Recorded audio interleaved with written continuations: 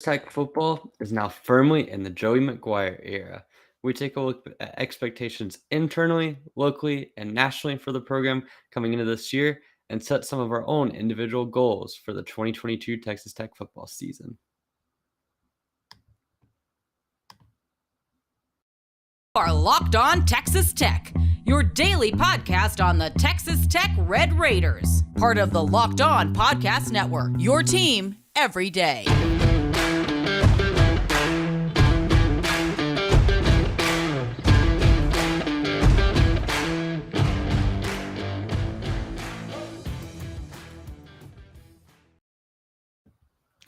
Welcome to today's episode of Locked On Texas Tech. I am Emory, your host today, going solo again, but don't worry, Ryan will be back soon. In the meantime, though, let's talk about Texas Tech football. It has been a while since we last talked about them right after the spring game and had our own spring game takeaways. You can check that episode out on our YouTube or wherever you get our podcasts, wherever you get your own podcast at Locked On Texas Tech. You can follow our Twitter at Locked On TTU. You can get any sort of all of the information you need about our podcast and general insights about the Texas Tech athletics program. But talking about football today, and first off, I just want to say if you have not checked out episode 1 of The Brand, which on ESPN Plus, it debuted last night, and it is a must watch for Texas Tech fans. It's really good insight into the program, what Joey McGuire has been doing over the course of spring practice. It's an idea of the West Texas identity that they're going to do. They're going to be trying to implement it. I won't spoil too much, but you get a good insight into some of the characters on the coaching staff, as well as a look at this team and what they're trying to build as a program. And talking about building the program, when you're looking at how a team sets its goals, I think the first thing to look at is what is the internal goal with the culture development. And this is something that I kind of came up with on the fly because I was thinking about when watching the brand, just taking a look at what Joey McGuire wants to build this program off of. And it's pretty clear that fundamentally they want to, in year one, establish the identity of the program as being a tough-nosed, kind of bringing in tough culture, playing at a fast pace, high-tempoed offense. You want to see balance and you want to see players that do not give up and sort of exude that tough energy. Now, that all sounds very, very coach speak like, and it sounds cliche. But when you look at some of the things that the program has really put emphasis on, you're looking at getting guys that are athletic. We've seen that in the recruiting efforts. We've seen that in the strength development. We've seen guys that have really sort of had body transformations over the spring. And so you can see kind of the effort there. And then also bringing in Zach Kitley as an offensive coordinator, bring some of the offensive staff in that they brought in, and obviously the playmakers on the field. Like you've had that sort of development that would indicate a team that really is genuinely trying to become tougher, faster, more physical. I think when you're looking at over the course of the next year or so, the biggest thing for Texas Tech football is just being able to get guys to develop internally and continue bringing guys into the program, because none of this is going to happen with the program in the same state that it was under the Matt Wells era. And obviously, without disrespecting the previous staff, I think there were things that they did a really good job of. But it's fair to say that at times, the depth of the roster really was lacking. You had a lot of talent at times. You had guys like Jordan Brooks playing, obviously Colin Schooler coming through, Rico Jeffers. Obviously, offensively, you had Eric Izukama, you had TJ Vasher there for a while. You had all of these guys offensively, but then the depth of the program was not sustainable. And we've seen McGuire do an outstanding job of recruiting. So as they head into the 2022 season, the first thing to look at, and I think it's probably the most important aspect of the season, is internal growth and development. And you can't really measure that through wins and losses. Obviously, there is some wins and losses development, which we're going to get into later on in the show when we take a look at some odds and upcoming over-under win totals for the season and what Tech should measure up to in that sense. But when you look at how Tech is building as a program, the most important thing is if you can come out of this season feeling like you're in a better shape for success than you were at the time that I'm recording this on May 24th, 2022, then that's really important for you. And when you look at this program, obviously there's a lot of stuff you can do off the field to sort of make things look better. You can do these ESPN Plus series. You can have tons of recruiting material. I just want to say Texas Tech's marketing staff has killed it over the last year or two, creatives have done an outstanding job. You've seen some really cool graphics coming out, really cool hype videos, but at the end of the day, that stuff is all marketing. The on the field product is what's going to sustain itself long term. And obviously, it's not going to all come down to wins and losses. You can see guys produce and develop on the field without necessarily seeing the wins and losses. A good example of that last year, look at Donovan Smith over the course of the season. Obviously, came in against Iowa State. It was his first ever start. Looked really good. Struggled some against Oklahoma State, but the last two starts were really good. Coming into the season, there's no way Donovan Smith was going to be able to be a day one starter. So the development that happened under Sonny Cumbie, it's really important. I feel like it's just speaks to how much internal development can be overlooked. And so for me, biggest thing to watch coming into the season is how do individual players develop? How do we see guys in the offense and the defense buy into this program? And that is going to be critical. And so offensively, you're looking at guys like Barron Moore and Donovan Smith, Tyler Shuck. Who wins the quarterback job? How does that evolve over time?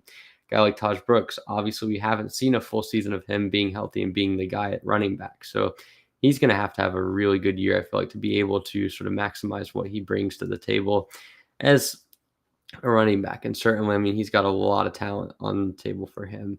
Look at the receiving group, who sticks out there. Offensive line, defensive line, those guys continuing to build toughness, continue to get in the weight room, continue to look better. Those are some things that you can see maybe impact things off the field, but certainly on the field, you're going to see a lot of development over year one. And so internally, to wrap up, I think the biggest thing is just looking at how guys continue to develop internally.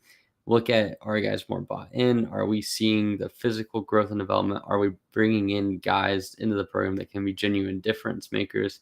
And are you having that depth continue to sustain itself? We're going to see a lot of young guys on the field this year, whether it be guys like Jerome Bradley, Taj Brooks. You could see a lot of the freshman class coming in as well.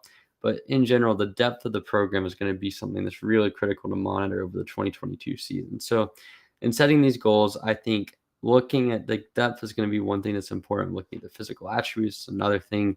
And you want to be in as good of a shape as possible in the recruiting trail. And I think McGuire's obviously kicked it out of the park so far when it comes to recruiting. Having a top 3 recruiting class for the 2023 cycle, even if it doesn't hold, is going to be outstanding. And you've seen the work really come to that. You've already signed, I believe, or already committed at least 7 4-star recruits, which equals the last 5 years of Texas Tech football.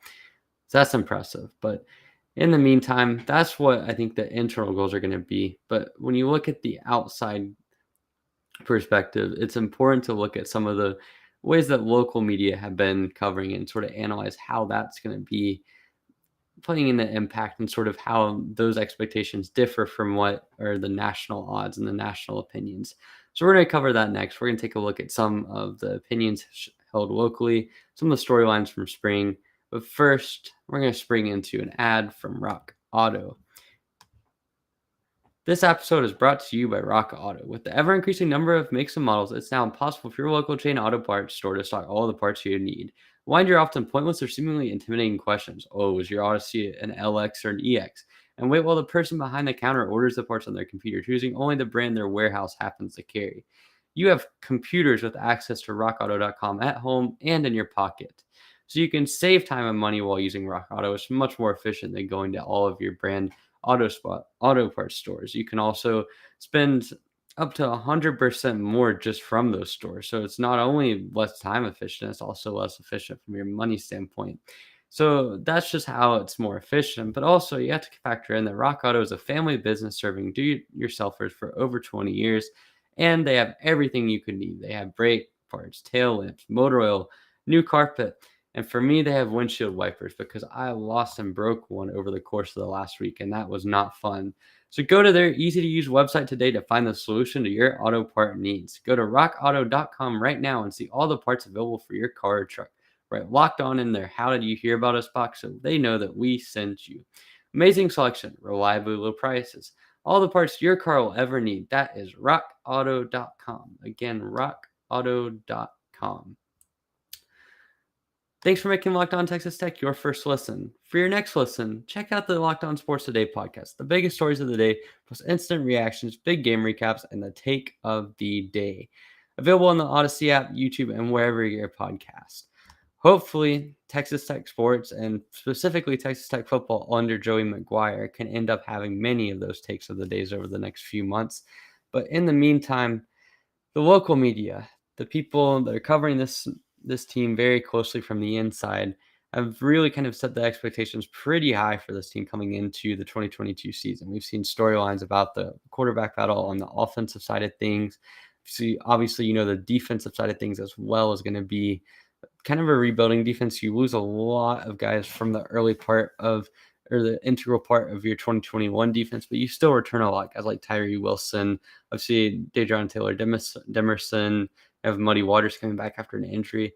So the local media, and when I say local media, I should probably clarify Texas Tech media and the people that cover this program every single day, like myself, like Ryan, like the good people at Red Raider Sports, 247.com, the Inside the Red Raider board, like you see from even Guns Up Nation, pretty much all of the major tech sources. You hear a lot of general optimism about this program. And so when you're looking at it from a local standpoint, it's important to note that we have seen all of this development and progress from the McGuire era. We've seen how things were done in the Matt Wells era, and we've seen how things are now being done with Joey McGuire, how much of an improvement recruiting has been, fact, how much of an improvement we've seen in the recruiting standpoint. We've seen the storylines of the spring, the quarterback battle, and we also know what Zach Kitley brings to the table. So there are a lot of advantages that tech media has that national media simply hasn't covered.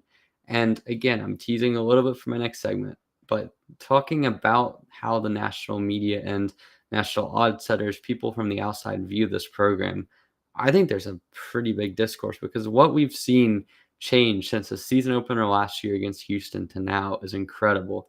You've brought in obviously a lot of really good recruits, big amounts of transfer. Obviously, you have a whole new coaching staff all the way down from Joey McGuire all the way down the positions coaches, a complete overhaul. And you have new players, you have guys that have broken out last season. And the thing is, the narrative on Texas Tech football really has not changed all that much from a national standpoint. So locally, I honestly feel like the expectations being high are generally validated. And so some of the biggest storylines we've seen within the guys that are covering this program during the offseason has been looking at the quarterback battle, something that's completely valid. We've seen the emergence of Baron Morton in that battle. The defense, obviously, you've got guys like Dejon Taylor Demerson kind of standing out in the spring. Obviously, the running backs as well is something that you really see as being a deep room. Obviously, all the way down to Cameron Valdez, I think you could have pretty substantial production there. And then the receiving corps, something that you really have had to rebuild a little bit with guys like Jerome Bradley, JJ Sparkman, Miles Price. Whole lot of reason to be optimistic for next season. So when looking at setting goals from a local media standpoint, I think the critical thing for tech fans, for the members of people that are covering tech, and just in general, the guys that are seeing this program every day, things that are key that have been noted during the spring and are worth keeping track of, I feel like are going to be more important to the long-term success of this program than any win or loss number that have been covered on the national media. And I feel like there's been a bit of discourse about how disrespectful the win total of 5.5 by our good friends at BetOnline was. And honestly, I think it's complete rubbish. But at the same time, you look at what the local storylines have been, the Texas Tech centered storylines have been, and then you hear how people cover the team nationally, and there's just is not the same. So looking at this year, I think it's very nice to set expectations for Tech pretty high internally. And obviously, I mentioned that internally, the biggest things to look at was from a growth standpoint, just being able to see that development in the weight room and throughout the team. And then certainly from a media standpoint, from a fan standpoint, which is probably what I should clarify. I think when you look at how people that are close to the program are just seeing these storylines develop, seeing all of the different storylines from the season, it is very natural to be higher on this team coming in than the national media is, and certainly than the odds makers are. So local expectations have been pretty high, and I don't think it's invalid. We have seen a lot of growth from this team that simply a lot of other people haven't caught on to. So for that, it's exciting. It's certainly something that obviously there's been a bit of discourse about our Tech fans overhyping their team. And for the most part, Big 12 people seem to be underrating our team in general, I would say, because you see a lot of people thinking that Tech is kind of out of their element and are going to be towards the bottom half of the conference. And we'll have to see. I mean, obviously, there's a lot of good teams. You have Baylor, you have Texas, you have Oklahoma, you have Oklahoma State. It's probably the top 4 teams in the conference. But you look at what Tech has on the table. This is one of the most high ceiling teams in the conference if everything goes right. You have an offensive mind in Zach Kelly that's been brilliant. You have a quarterback battle that's been really intriguing with 3 guys that could be high level starters. The defense that's rebuilding, but also has a lot of talent on it, and everything could work out. And just looking at how things have been covered the from the sort of Texas Tech Center media, it's a lot to like, and I feel like there's been a lot to cover that just simply hasn't been covered nationally, which is probably why the over/under for Texas Tech wins, according to our good friends at BetOnline, is 5.5. But in the meantime, our partners at BetOnline continue to be the number one source for all your betting needs and sports info, even if their over/under total for Texas Tech football wins and losses is ridiculous. Find all the latest odds, news, and sports developments, including this year's basketball playoffs, Major League Baseball scores, fights, and even next season's NFL and, yes, college football futures. BetOnline is your continued source for all your sports wagering information, from live betting to playoffs, esports, football, and more. Head to the website today or use your mobile device to learn more about the trends and action. BetOnline, where the game starts. And BetOnline is also where you can find Big 12 win-loss odds. You can find where the next head coach is going to be fired, who's going to be the first coach to be fired in the 2022 football season. And you can find Texas Tech's over/under for wins and losses, among others. So to give a little bit of back context in the Texas Tech number being 5.5, the rest of the conference has generally pretty even odds going across the board. I mean, taking a look at this list. So taking a look at Baylor, they have an over/under of 8.5 wins in the 2022 season. Also tied with them are Oklahoma, Oklahoma State, and Texas. And then you have 3 teams tied at 6.5 wins at Iowa State, Kansas State, and TCU. Texas Tech is a firm 8th in the conference at 5.5, as well as West Virginia as well. And then Kansas getting 2.5 wins, which might be a little bit of a tall task, to be completely honest with you. But we're not a Kansas podcast, so I don't really need to talk about that. But talking about Texas Tech's win-loss over/under, if you want to kind of micro-analyze that, you can look at each individual game. You could say Murray State is probably going to be almost a guaranteed victory. Kansas is a game that you should comfortably win. It's at home. Shouldn't be that big of a deal. Then you have games outside of that are probably going to be toss-ups. You've got West Virginia back at home again. You should win that one. You've beaten West Virginia for the last 3 years now. Neil Brown struggled to be consistent over his tenure there. So that should be a winnable game for you. That should be another game that's over 50%. You've obviously got Houston again. That's a game you could possibly win. TCU is a game of similar caliber. Kansas State is a good game for you. There's a lot of teams on this schedule that are going to be close to toss-up. So when you look at the number that BetOnline ended up bringing out with their 5.5 wins over/under, from the outside, I don't think it's unreasonable because this is a team with high fluctuation. Like we mentioned in the first segment, there is a lot of changes that have been made over the last year. And while there's a lot of reason to be optimistic, it's also an unknown because you just don't know when there's going to be that level of change, what ends up happening. Because if for all we know, Joey McGuire could struggle in year one. I mean, obviously, it's a program that has kind of undergone a lot of major changes. You've got some young faces in there that are going to be playing critical positions. So it's understandable to be a little bit hesitant on what the over/under total is. And I'm not one person to bring sports betting into the equation. I'm not going to bring in exactly what I think personally, because I do think that I don't want what my opinion is to sway individual betting. But I will say, when you take a look at what that 5.5 number is, it basically implies that Tech has very small chance of of having a winning record in conference play, because that would require them to have at least 5 conference wins. You assume Murray State's an absolute guarantee. And so for them to reach that number, they would have to either go at least 3-0 in non-conference, 3-6 in conference play, or 4-5, 2-1, and then or 1-2 and 5-4. And only one of those situations has Tech hitting a winning situation. That's for them to just hit the over. If they hit the under, they're almost guaranteed to not have a winning conference record. So that's the first thing. Is it BetOnline has put their stake in Tech being a bottom half Big 12 team, which could make sense. But again, like I mentioned in the last segment, they don't have the right kind they don't have the complete scope of what has happened in the offseason. I say that I know it sounds very homerish of me to say, but at the end of the day, Texas Tech football is a program that it's not on the national map. You obviously have probably 30 or 40 brands out there that have similar level of attraction to what Tech football brings to the table.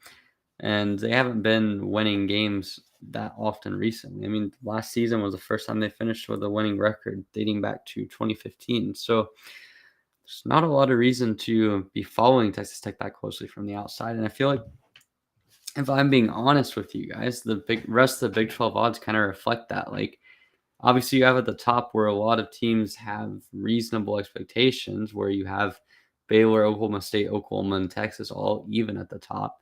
But then, I mean, having all of those teams even, having TCU and Kansas State even, and then obviously Tech and West Virginia even, it's not necessarily the best way. I mean, obviously, there's little subtle differences in each of those teams. And so Tech being expected to get only 5.5 wins, and from what I can remember from the last time I looked, they had better odds at hitting the under 5.5 than the over. So clearly, it's implied that Tech's most reasonable outcome is a 5-7 season. Could be seen as disrespectful, but again, these guys haven't necessarily covered Tech to the extent of the guys entering, which obviously have a lot of reason to be optimistic. So that's that. I think that looking at that total, basically the way that you're going to hit 6 wins, the most feasible path for me is a win over Murray State, a win over Houston. Don't think you get the win over NC State. I feel like NC State is one of the best teams in the country. Their implied odds, if I remember correctly, were 9.5 in the ACC as well. So that's a weaker conference. They have obviously a win over Kansas seems really doable. And then you have to pick from basically 3 out of West Virginia, TCU, Kansas State, Iowa State, Texas, Oklahoma State, Baylor, and Oklahoma. I feel like, for me at least, I'm confident you get at least 3 out of those state. I think that West Virginia's been a game you've had a lot of success against with Neil Brown lately. Obviously, TCU is a game that they seem to play really close every year, and especially in Lubbock or in Fort Worth, they've actually had a lot of success the last few trips there outside of 2020. I mean, you won in 2018, you won in 2016. A lot of Tech fans will be in attendance for that one. You have the Baylor game, which has been probably one of the most competitive series over the last 5 years. I mean, you look at the last 4 games for Texas Tech versus Baylor. In 2018, it's a 35-24 game that was really close all the way to the end. 2019, Tech marginally lost in double overtime, a controversial finish in that one. The game where Tech should have gotten the ball in the infamous fumble snap. 2020, a game where Tech barely won. 2021, a game where they lost off of the only missed field goal from Jonathan Garibay all season. So that's a series that you've had success with lately. Baylor's a good team. Joey McGuire knows the ins and outs of them, though. So got faith in that one. And then you've got other teams like Oklahoma and Baylor and Texas, where you're admittedly probably not going to be favored, going to have to kind of pull off an upset in that one. But it's the year of the home cycle. You get Texas, you get Oklahoma, you get Baylor at home. In some ways, that's probably your best possible outcome. I mean, Baylor, this Texas and Oklahoma home swing is something that you've had for the last decade. And every single year they've run it, they haven't had success, because in 2020, obviously you lost to both of them. You had the heartbreaking loss to Texas, got decimated by Oklahoma. 2018 were 2 close losses. The Texas game in particular really stings, as Jed Duffy had a really good night that game, but then also had a couple brutal mistakes. Sam Ellinger hitting the game-winning pass to Jordan Humphrey. I don't want to talk about it. 2016, you had the Baker and Mahomes duel where Mahomes played incredible but lost 66-59. And then 2014, you had the Patrick Mahomes getting knocked out of his first game by Quandre Diggs, and than the Oklahoma game that was the second start where they came close but couldn't win. So you have not won a single game in that home cycle since 2020 or since 2012. And quite simply, I think it's time for that to be changed. So Joey McGuire, he's going to change the culture. I'm confident of it. National media, national odds maker, not so confident of it, but it is what it is. Anyways, though, on to a new brand of Texas Tech football. Again, you can check out the brand on ESPN Plus. Highly recommend it. It's a really good show. Going to give you good insights into what's been going on with Texas Tech football and over the spring. Might be doing something with that next week. Stay tuned for that for what we're planning on the Locked On Texas Tech podcast. But in the meantime, you can follow me on Twitter at eraser41. You can follow the corpse of Ryan's Twitter, I guess, at our Mainville LBK. I don't know what's going on with that, but I'm pretty sure he still has not managed to find his way back onto Twitter. Hopefully, one day he will be back on. I don't know, though. But regardless, you can follow Locked On Texas Tech at Locked On TTU on Twitter. We will be posting a little bit more on that just to make sure we keep our episodes updated. Apologies for that. And you can also find us wherever you get your podcast. In addition to subscribing to us on YouTube, we've picked up a couple more over the last day or two. I really appreciate that. The more subscribers we get, the more we have the opportunity to do some more fun things with this. So I'm really looking forward to continuing building the YouTube brand, and we're really appreciative of all the support we get on that.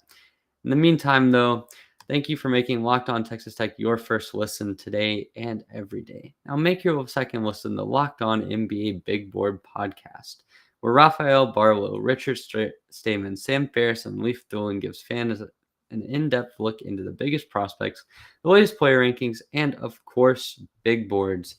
Oh, we all love big boards. Follow Locked On NBA Big Board every day on the Odyssey app, YouTube, and wherever you get your podcasts. I'm really looking forward to the NBA draft, but I'm also really looking forward to covering whatever we're going to cover tomorrow, which should be back on the basketball trail, possibly taking a look at Robert Jennings. But regardless, thank you for listening to Locked On Texas Tech again today. I've been Emory, and I will see you tomorrow.